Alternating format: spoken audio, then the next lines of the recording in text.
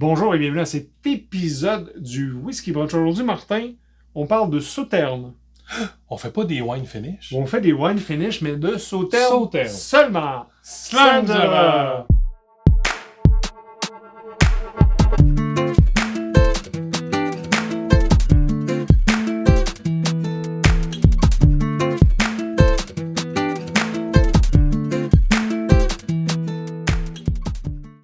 Salut Martin. Bonsoir. Bonjour à la maison. J'espère que vous allez bien, peu importe où que vous soyez. On poursuit nos finishes. Hein, on a déjà fait tequila, On a fait rhum. rhum. Ouais. Là, on s'en va dans le vin. Mais au lieu de faire tous les vins, on essaie de se mettre des petits barèmes. Des Tout barèmes. petits, Ouais, on tout se limite. petits, Un hein. carré de sable. plus Puis, court. on aime beaucoup le Sauterne ou le Saturne, si vous êtes un kiloman. Mais c'est un running back, on va l'expliquer tantôt. Sauterne, ben, c'est un vin blanc de la région de Bordeaux. C'est un vin relativement sucré. Ils utilisent une pourriture noble. J'aime bien ce terme-là, mais Hein? c'est vraiment la pourriture noble. Absolument. La pourriture enlève l'eau et ça concentre les sucres. Donc, si vous buvez du Sauterne et vous ne saviez pas, ben, vous prenez du vin de raisin pourri. Là, c'est je ça. veux apporter. Oui, mais c'est un champignon. Ils sont pas pourris les raisins, c'est un champignon qui donne cet Exactement. effet-là. Ce qu'on veut essayer de vous donner avec ça, avec les 4 produits qu'on a là, puis on les a pas tous, évidemment, c'est vous donner un aperçu de ce que ça pourrait donner si vous avez un finish Sauterne. Il y en a qui sont plus longs, il y en a qui sont plus courts, c'est-tu 6 mois, 8 mois, 12 mois. Hein? C'est là que ça Voilà. va jouer, même dans la couleur. Hein? Il nous en manque quelques-uns. Il nous manque le Kilhoman, qu'on avait déjà dit. On y a goûté, je pense, dans un bar préféré de Sherbrooke. Il me semble que oui. C'est là qu'on avait vu que sur l'étiquette, c'était écrit Saturne. Il y avait Et non, sauté, Sauterne. Ils et ont non, fait une Sauterne. erreur, effectivement. C'était un running gag depuis. Il y a Tulibardienne. Il n'y a pas Charlotte que moi j'ai manqué. Je m'en veux tellement d'avoir manqué le SC01. Le SC01. Sauterne Casque, puis le Kiloman. Les 4 produits qu'on a là, on a un Arbeck, on a un Aran, on a Arnamurcan et un Glenmorangie. Martin, tu nous lances avec quoi? Ben, je vais commencer avec le Glenmo qui, pour moi, je vais dire ça comme ça, est un peu l'original Ouais. du Sauterne. Ouais. C'est vraiment, je pense que Glenmorangie a été les premiers à en offrir le Nectar d'or, Exact. qui était dans un fini Sauterne. Pas que Sauterne, par contre. Pas que Sauterne, Exact. voilà. Je veux juste apporter une distinction immédiatement. Oui, vous allez me dire, ah oui, puis il l'offre en 16 ans aussi. Non! Non, le 16 ans de Nectar d'or n'est pas fini en fût de Sauterne. Le 16 ans qui vient de sortir à 175 $. Voilà, donc, il Ouais. faut encore trouver la version, je vais l'appeler originale, Exact. du Nectar d'or qui va vous offrir le fût de Sauterne. Comme on a parlé, c'est un 12 ans d'âge. C'est bien à préciser parce que la majorité des autres produits qu'on a, excepté l'Arbec non plus, n'ont pas On vraiment pas de d'age statement. On parle d'un ABV de 46%. Et le montant m'échappe présentement, mais je pense qu'il est 135, 135 ou ouais. 136. Et il y en a encore disponible à l'SAQ. Oui. Martin Fontaine, tu connais ça, hein? Tu aimes ça, Glenmo? Tu vas pouvoir faire un pouce en l'air là-dessus. Martin des Antoux, on te salue. On te salue. Et comme tu disais, Alain, ben effectivement, c'est pas juste vieilli dans des fûts de Sauterne.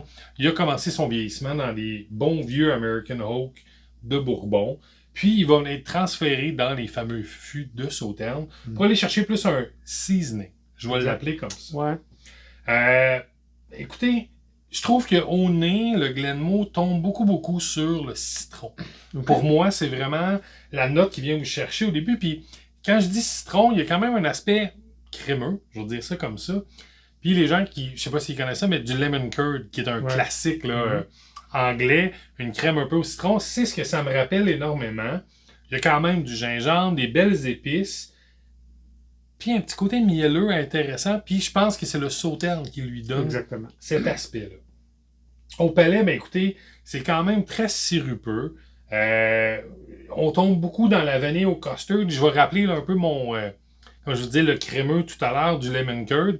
Là, on va le chercher plus sur la vanille. Mais ce qui est intéressant, c'est que là, le côté baklava, je vais dire ça comme ça, dans le sens où on va aller chercher les noix et le miel. Les noix et le miel ensemble, puis même le petit côté huileux, souvent silky du beurre, là, on va le mettre dans le baklava. J'apprécie énormément. C'est quand même long et c'est très sec. À la fin, c'est là que je trouve qu'on a vraiment le goût un peu plus Sauterne, plus vin. On va chercher le plus sec, si vous voulez. Puis oui, ça finit dans un petit côté vraiment plus citronné ou acidulé. Je vais l'appeler comme ça. C'est quand même un super beau produit à avoir dans sa collection. Oui. C'est très intéressant. Mais je dirais que d'autres compagnies ont maintenant évolué vers le Sauternes. Donc, on peut aller chercher là, une meilleure variante peut-être avec d'autres compagnies. Tu as touché pas mal tous les points de ce qu'un Sauternes va donner. Okay, voilà. Donc, on a du miel, on a des fruits. J'appelle ça des fruits jaunes. L'abricot. Abricots, pêche. Dans ce sens-là. Et avec un peu de noix. Hein? Noisesque. On n'a pas d'esque encore. On fait beaucoup avec noix. On le fait beaucoup avec noix, hein, le noisesque. On va essayer de trouver d'autres choses. C'est très fruité. C'est un vin blanc de... Ouais, je dis un vin de dessert. Je pense que oui. Là. C'est pas un vin fortifié. C'est un vin très sucré. Non, mais souvent, là, on n'est pas là pour faire des accords. Mais effectivement, souvent le Sauternes, on va le sortir en fin de repas, avec le dessert ou avant de passer au dessert, parce que justement, on va faire un beau pont avec le sucre vers le dessert. De mon côté, je vais aller vers le Arnamurcan Sauternes Finish. 5900 bouteilles seulement dans le monde. Il a passé 5,5 ans dans un fût de Bourbon et les 30 derniers mois dans le Sauternes. Et vous regardez la couleur, c'est ce que tu as aussi, Martin? Oui. C'est un des Sauternes Finish les plus foncés que j'ai vus. Puis encore là, tu l'as dit, 30 mois, je pense que c'est là que ça va chercher sa couleur, c'est beaucoup. Mais l'ABV à 50% fait la job. Moi, j'avais un petit peu peur que ce soit beaucoup trop. Quand je l'ai ouvert, en termes de finish Sauternes, à un moment donné, on peut perdre le spirit, on peut perdre le distillat à l'intérieur de ça. Mais le 50% d'ABV fait son boulot. Mais je pense coupe le sucre, ça se dit-tu? Je vais dire ça comme ça. Vient chercher un petit peu l'aspect où on vient couper le sucre, puis on se trouve avec un produit hyper bien balancé. On retrouve encore là la poire, les amandes. C'est rond au nez, là. Puis le Sauternes, on le sent bien. Au nez, il est très présent. Il est très présent, puis en bouche, là, il s'ouvre tranquillement, pas vite. Au palais, là, c'est du sucre brun, un peu butterscotch, mais pas trop. Mais c'est très sirupeux. Évidemment, le 50 aide beaucoup. Mais c'est tellement bon, c'est une belle surprise. Sérieux, là. Je trouve qu'il y a même un petit côté... Je suis en gauche, tu me connais.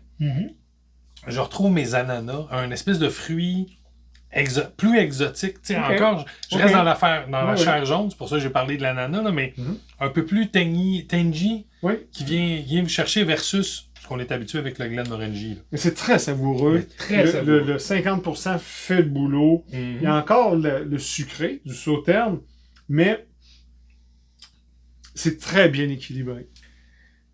Hein? Personnellement, puis là, j'enlève rien aux autres produits qu'on va voir, mais dans la balance avec le Sauternes, l'équilibre est très bon. Voilà. Et je pense qu'on l'avait dit avec les affaires de tequila ou avec le rhum. Je me rappelle pas, mais c'est pas important. C'est qu'on dit, montez donc la BV un peu pour enlever le sucre ou le résultat du finish. Voilà. Et Arnamurcan le fait. Nous a écouté. Je n'irai pas jusque-là, Martin. Mais là, on parle de 109 $. Là. Très intéressant. 109 $, 50% d'ABV, l'Arnamurcan Sauternes Cask. Vraiment une belle découverte.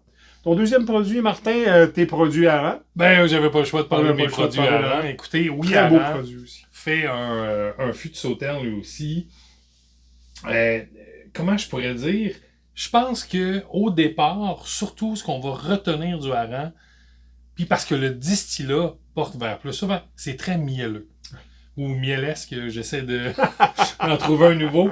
Mais oui, on a vraiment le côté mielleux. C'est très, très important. Vers ça, je pense les autres. Je pense que le fût de Sauternes, lui, on est allé chercher vraiment cet aspect-là.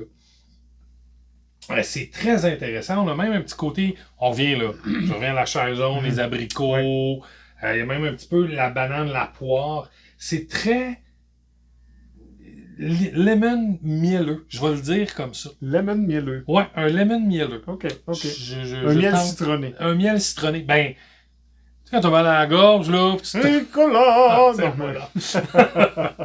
Mais, il y a une couleur très, très, très, très jaune versus, versus ça. Ce que j'aime, c'est qu'au palais, ben oui, là, on va aller retrouver les épices, on va retrouver le côté du citronné. On va même trouver un petit peu le saltiness ou le marin, le côté marin un peu plus d'hareng. Limite. Vraiment à la fin. Il est côtier. Oui, mais... Il est sans côte, là. Il est sans côte. Mais dans le produit, on a quand même cet aspect-là qui, pour moi, on le retrouve, mais je suis pas sûr qu'il se marie bien avec le sauternes. C'est là où je fais la part des choses. C'est un super beau produit, mais cet aspect-là nous dérange un petit peu. On tombe plus dans l'orange en fini. C'est quand même relax. C'est un super beau produit. Pareil, j'enlève rien. Mais il manque quelque chose.